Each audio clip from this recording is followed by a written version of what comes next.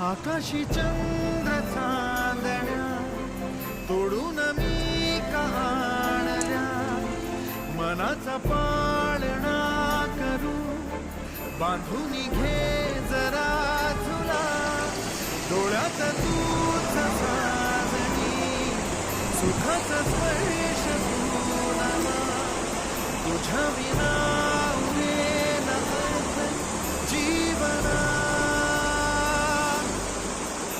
उजळे